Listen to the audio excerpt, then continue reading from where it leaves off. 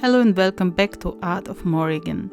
Today I'm diving into the next crucial step in my layering technique, defining the light areas of the painting using white paint. This stage might not look as exciting as adding colors, but trust me, it's one of the most important parts of the process. If you've ever struggled with getting your portraits to look three-dimensional and realistic, or if you find yourself lost in color mixing before even getting this structure right, then this technique might just change the way you paint. This method is beginner-friendly, straightforward, and removes a lot of unnecessary frustration. I'll be walking you through the why and how of this stage, what makes it so effective, how to apply the white paint correctly, and what to watch out for to avoid common mistakes. So, if you want to take your portrait painting skills to the next level, stick around till the end of the video.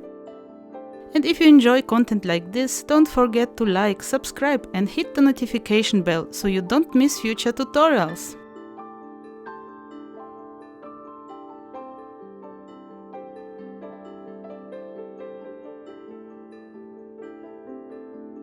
I believe this technique is one of the easiest and most effective ways for beginners to approach oil painting. Instead of overwhelming yourself with color mixing, blending and detail work all at once, this method allows you to tackle one challenge at a time. By focusing on values first, the balance between light and shadow, you create a solid structure that will make adding color so much easier later. Think of it like a sculpture. If the form isn't there, no amount of color will fix it. That's why this technique is so powerful. It builds the foundation first, so when you reach the glazing stage, it's just about enhancing what's already there. A lot of beginners make the mistakes of trying to paint everything all at once, shadows, colors and details, all in one go. That's overwhelming and often leads to muddy results. This approach keeps things clear and manageable, making sure your painting develops in logical, easy to follow steps. So if you're following along with me, grab your brush and let's get started. For this stage I'm using titanium white, which is opaque and bright, making it perfect for defining the light areas. I don't use linseed oil for this stage. Instead, I apply thick opaque paint in the brightest light areas and scumble with a soft brush over the halftones to create smooth transitions. This method ensures that the highlights are strong and won't mix with later layers, keeping the painting crisp and luminous. If you accidentally apply too much white or go too far into the shadows, don't panic. Simply wipe it away with a clean brush or cloth to maintain the depth of your dark areas.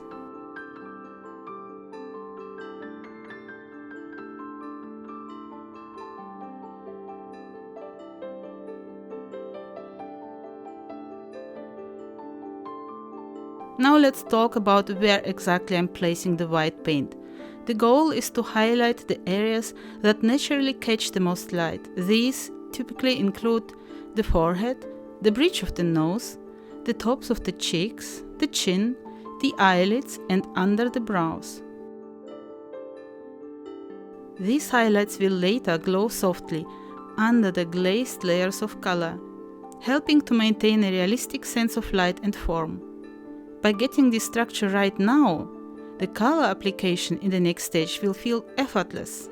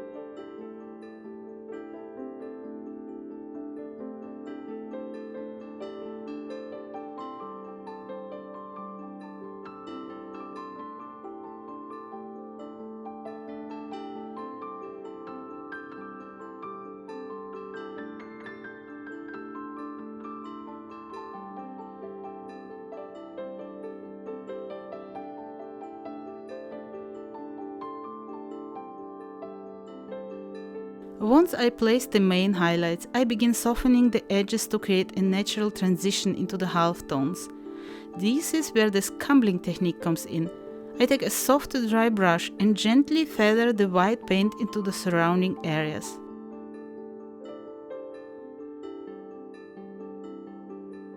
Now, one very important rule to follow here. Keep your shadows clean. I make sure to leave the shadow areas completely free from white paint. If I accidentally go too far into the shadows, I carefully wipe away the excess white to keep the darks rich and deep. This is crucial for achieving luminous, natural skin tones in the next glazing stage. Shadows should remain transparent and untouched so they keep their depth. If you lighten them now, they'll look dull and flat once you start adding color.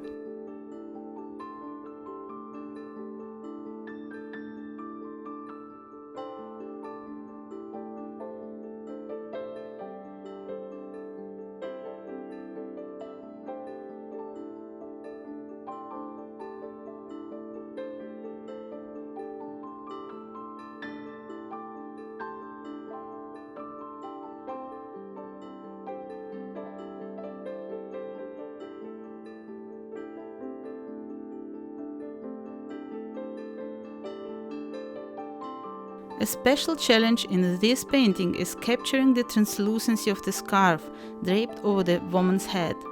I want to feel soft, airy and delicate, as if light is filtering through the fabric.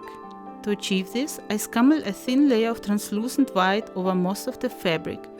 This allows the underpainting layers to subtly show through, creating the illusion of light passing through the material.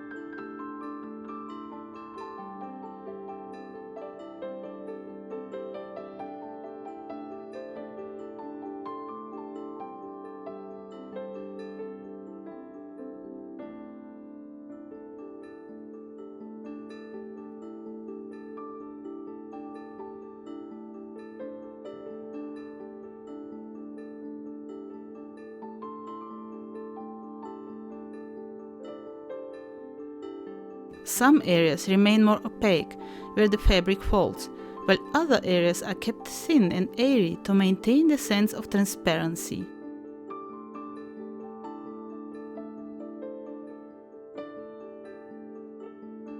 This is a subtle process that requires light, delicate brushwork, so I use dry brush techniques and soft blending to build the effects gradually.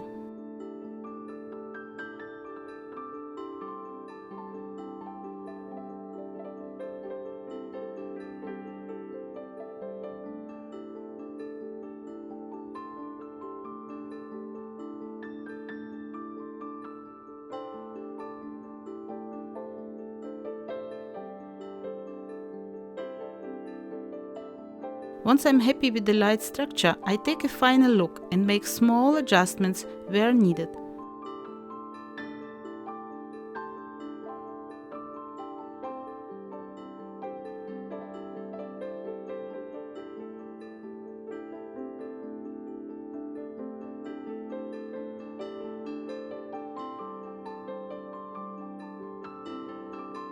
At this point, the painting needs to fully dry before I can start glazing. Depending on the thickness of the white layer, this can take anywhere between a couple of days to a week. Once dry, the surface will be ready for the next step, glazing with translucent colors, which I'll cover in the next video. In the next stage, I'll be glazing over the white underpainting with thin transparent layers of color to build rich skin tones and depth. This is where the portrait will start to look more lifelike and luminous. If you want to see how it all comes together, stay tuned for the next video. If you haven't already, make sure to subscribe and turn on notifications so you don't miss it. I hope this tutorial helped you understand why this layering method is such an effective and frustration-free approach to oil painting. It's all about breaking the process into manageable steps, focusing on values first and letting the color come later without an unnecessary struggle. If you enjoyed this video and want to see more, please like, subscribe and leave a comment below. I'd love to hear your thoughts. Have you tried this technique before? Do you have any questions? Let me know. Thank you so much for watching.